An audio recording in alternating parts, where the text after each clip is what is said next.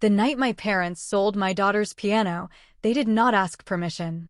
They did not warn me. They did not even tell my daughter. I found out the next morning when the corner of the living room looked wrong, like a tooth had been pulled from a smile. The piano had been there longer than our piece. A simple upright, scratched at the edges, but sacred in our home. It was where my daughter practiced every night after homework. Where her small fingers learned discipline, patience, and hope. Music was not a hobby for her. It was her language. My parents said it was just wood and wires. They said debts do not wait for dreams. They said family sacrifices for family. What they really meant was they decided for us. I remembered standing in the empty room, listening to the silence where notes used to live. My daughter asked me why the house felt louder. She was 9 years old and already understood loss better than most adults. I told her the truth carefully. That sometimes people choose survival over belief. That sometimes grown-ups make decisions that hurt because they are afraid. She did not cry. That scared me more. Instead, she asked me if music could still exist without a piano. I told her yes. I told her music lives in people first. That answer became a promise I did not yet know how to keep. My parents avoided the topic. They justified themselves loudly as if volume could erase guilt. They told relatives how they saved the family. How they did what had to be done. No one asked what it cost my child. I watched them celebrate relief while my daughter practiced on imaginary keys. That was the moment something hardened inside me. Because I realized this was no longer about money. It was about whose future mattered more. And quietly, without announcing it, I decided my daughter's name would never be small again. Not to hurt them, but to make sure they never forgot what they took. Life adjusted itself around the absence. My daughter learned to practice on borrowed instruments at school, on old keyboards with uneven volume, on anything that could carry a melody. She never complained. That made it harder. Children should ask for things. Silence at that age means they are carrying weight they should not have to carry. I worked longer hours. Nights stretched thin. Every dollar went toward lessons, not equipment. Talent survives scarcity, but it should not have to. My parents kept reminding me how bad the debt had been. Creditors calling. Interest piling up. They spoke as if repeating the story enough times would turn it into kindness. They never apologized to my daughter. They only spoke to me, as if she were too small to deserve an explanation. She heard everything anyway. One afternoon, her music teacher asked if she could stay after class. She played a short piece she had written herself. Not perfect. Not polished. But emotional in a way that made the room feel smaller. When she finished, the teacher said something that stayed with me. Some children play music. Some children are music. That night, my daughter asked if she could put her songs online. Just recordings from her phone. She said she wanted people to hear them, even if she could not play them the right way yet. I hesitated. The internet is loud and careless. But she was certain. More certain than I had ever been about anything. So we did it quietly. No announcements. No family posts. No expectations. She uploaded under her real name. Weeks passed. Then months. A few comments turned into hundreds. Videos were shared. One clip reached a music forum. Then another found its way onto a local radio producer's desk. I did not tell my parents. They were too busy enjoying their relief. Too busy believing the worst was behind them. They never noticed that something was building, piece by piece, note by note, without their permission. And my daughter kept writing. Every song carried the same feeling. Loss turned into focus. Silence turned into sound. By the time my parents finally asked how she was doing, her name had already started traveling places they had never imagined. And none of us were ready for what that would mean. The attention grew faster than I expected. A small local article appeared first, praising a young composer with an unusual emotional depth. Her age was mentioned. Her name was printed clearly. I folded the paper and hid it in a drawer, unsure whether to protect her or let the world see her. My parents found out anyway. A neighbor mentioned it casually at a family gathering. Asked if it was true that my daughter was the one people were talking about online. The room went quiet. My parents smiled, confused at first, then curious. They asked questions that sounded supportive but felt entitled. I answered carefully. Yes, she was writing music. Yes, people seemed interested. No, it was not a big deal yet. That word yet hung in the air. Suddenly, they were interested in her progress. They asked about performances, recordings, opportunities. The same people who had called her piano just an object now wanted updates. They spoke about pride as if it had always been there. My daughter noticed the change. She asked me why they cared now. I told her that some people only listen when the room is already loud. She nodded, then went back to writing. A letter arrived 2 weeks later. A real one. Thick paper. Official tone. An invitation to submit original compositions to a regional youth showcase. Travel expenses covered. Media attendance confirmed. I sat at the kitchen table reading it twice, then a third time. Opportunity has a way of feeling like danger when you have been burned before. My parents insisted we attend. They spoke loudly about family unity, about how this could help everyone. They offered to come along, to support, to guide. I said no.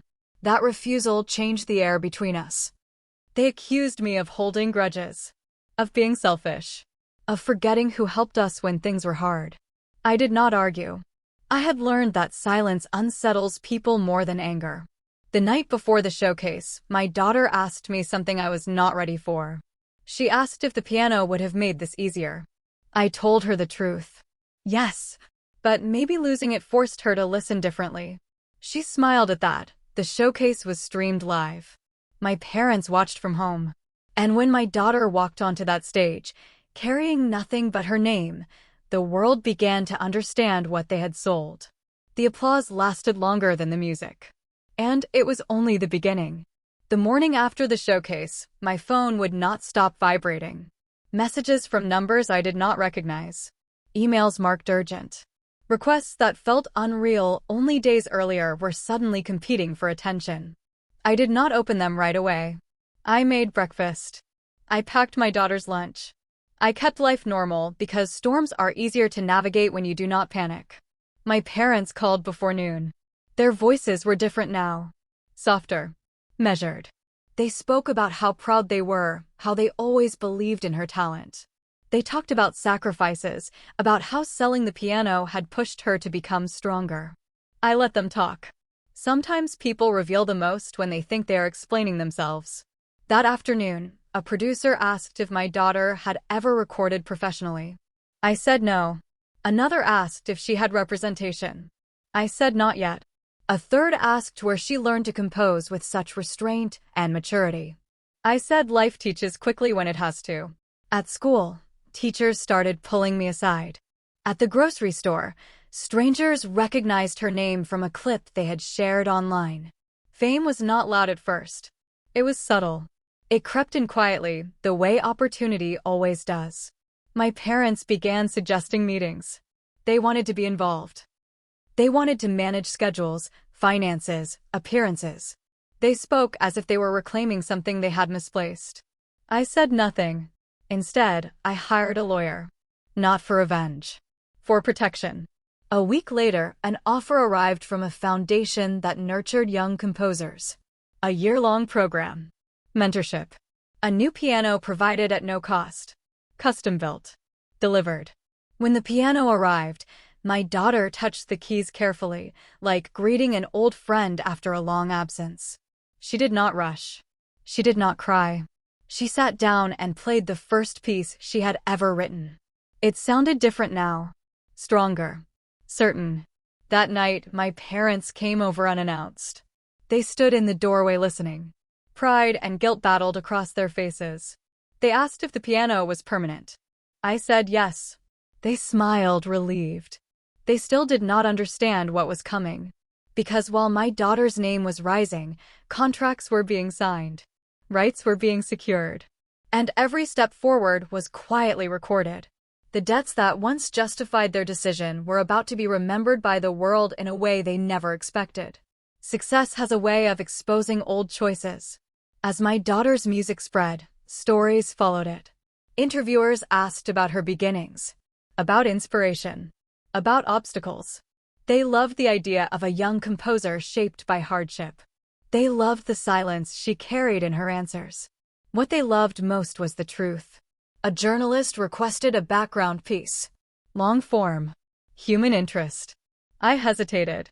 Then I agreed, with conditions. No exaggeration. No edits that turned pain into spectacle. Just facts. The article mentioned the piano. It did not accuse. It did not attack. It simply stated that her first instrument had been sold to cover family debts, forcing her to adapt and create in unconventional ways. The tone was respectful. The impact was not. Within hours, the story spread faster than her music ever had. Comments poured in. Sympathy. Anger. Praise. People debated whether parents had the right to sacrifice a child's dream for financial survival. The internet chose sides. My parents called repeatedly. I did not answer. Sponsors began asking questions. They wanted clarity. Transparency mattered when a young artist was involved. I provided documentation, dates, receipts, proof that the decision had never involved my consent or my daughter's voice. My parents tried to control the narrative. They spoke to relatives. They framed it as a misunderstanding. They said they had always planned to replace the piano. But timing matters. And truth has momentum. At a small industry gathering, my daughter was introduced as the girl who turned loss into music. The room applauded before she played a single note. I watched my parents standing at the back, uninvited, invisible in a crowd that no longer listened to their version. Later that night, an offer came in from a major label's youth division. Not a contract yet. A meeting. Interest. Potential. Attached to the email was one line that made my hands shake. Her story resonates deeply with our audience. My parents had thought selling the piano would erase a problem. Instead, it had written a narrative that now belonged to the world. And the world was watching closely to see who truly deserved credit when a child's name became history. The meeting with the label was scheduled quietly. No press. No announcements. Just a small conference room, a piano, and a few people who knew how to listen beyond notes. I made sure everything was documented. Lawyers present. Boundaries clear. My daughter was protected first, always. She played 3 pieces. By the second one, no one was taking notes anymore. They asked about her goals. She said she wanted to write music that stayed with people after the sound stopped. She did not mention fame. She did not mention money. That impressed them more than anything else. Outside that room, my parents were unraveling. Relatives began asking uncomfortable questions. Old debts resurfaced in conversations. People remembered how quickly the piano had disappeared. How loudly my parents had defended the decision. Sympathy shifted. Support cooled. My parents tried to fix it the only way they knew how. They asked to be seen with her. They suggested interviews together. Family photos. Public forgiveness stories. They said people loved redemption arcs. They said it would heal everything. I said no again. That answer cost me peace. They accused me of exploiting my own child. Of punishing them instead of moving on. They said I was teaching my daughter to hold grudges. But my daughter heard those arguments and surprised me. She asked me why they needed forgiveness before accountability. She asked why they wanted the spotlight now that it was warm. I realized then that she was no longer just learning from me. She was watching everything. Another article dropped. This one focused on creative ownership. It praised how her work remained fully in her control. It mentioned careful guardianship. It mentioned how rare that was. My parents were named only once. Not as villains. Just as part of the past. That was worse for them. Because obscurity hurts more than blame. Behind the scenes, contracts were finalized. Her name was trademarked. Her first official recording was scheduled for release. Not under a company brand. Under her own. 1 year had passed since the piano disappeared. And the sound that replaced it was about to become impossible to ignore. The week before her first official release, everything tightened. Silence from the outside world felt heavier than noise. That is when you know something big is coming. People stop asking questions because they are already watching. My parents showed up again. Not with apologies. With urgency. They said creditors had noticed the attention. That old debts were being discussed online again. That people were connecting dots they never expected anyone to see. They asked if my daughter could help. Not directly, of course. Just a mention. Just a statement. Just something to soften the story. I listened. I always listened. Then I asked one question. Did they regret selling the piano, or did they regret the timing? They did not answer. That told me everything. The release day arrived quietly. No countdown. No flashy announcement. Just a single track uploaded under her name, shared by the foundation, the label, and a few respected musicians who believed in protecting talent. Within hours, it climbed charts no one had aimed for. People did not just listen. They read the credits. They shared the backstory. They praised the restraint, the maturity, the honesty in every note. Comment sections filled with one repeated thought. How could anyone take music away from a child like this? My parents called again. This time, their voices shook. Sponsors had reached out to them. Not to help. To distance themselves. Old friends went quiet. Invitations stopped. The family name, once comfortable and respected, now carried a quiet question mark. Meanwhile, my daughter was invited to perform at a televised charity event. Live audience. Millions watching. Her name introduced without qualifiers. No tragedy label. No pity. Just talent. Before she went on stage, she asked me if it was okay to dedicate the performance to herself. To the version of her that practiced on air. I said yes.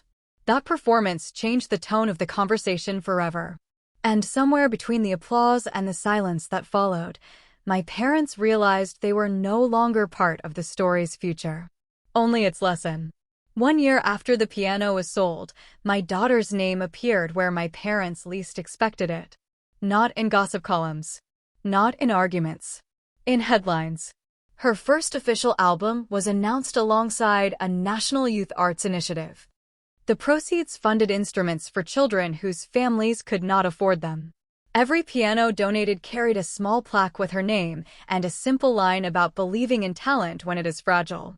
That announcement made my parents famous. Not the way they wanted. Reporters revisited the old article. The timeline became clear. The contrast was impossible to ignore.